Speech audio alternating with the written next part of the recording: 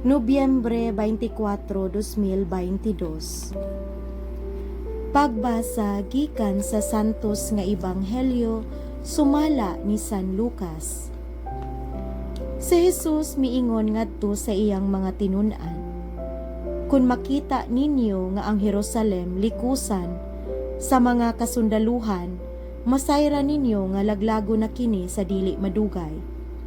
Unya ang nagpuyo sa Judea kinahanglang managan ngadto sa kabungturan ug kadtong adtua sa mga syudad kinahanglang mamahawa usab, ug ang nagpuyo sa banika kinahanglang dili moadto sa syudad.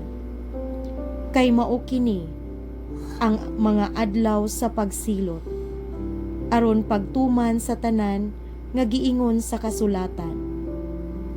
Pagkaalaot gayud sa mga mabdos ug sa mga inahan nga may mga masuso ni adtong mga adlawa, muabot ang makalilisang nga kalisdana ni ining yutaa ug hiaguman ni ining maong katawhan ang kapungot sa Dios. Pamatyon sila pinaagi sa espada ug bihagon ngadto sa tanang kanasuran. Unya mailog ang Jerusalem sa mga tawo nga wala motuos sa Dios hangtod matapos ang gitagal nga panahon sa ilang pagmando.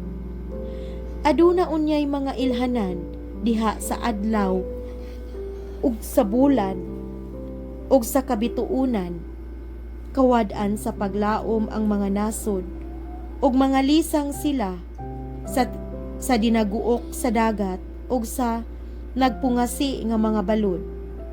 Panguyapan ang mga tawo tungod sa kalisang, samtang magpaabot sila sa mahitabo sa tibuok kalibutan, kay ang mga planeta sa kawanangan mutipas sa ilang naandang agianan.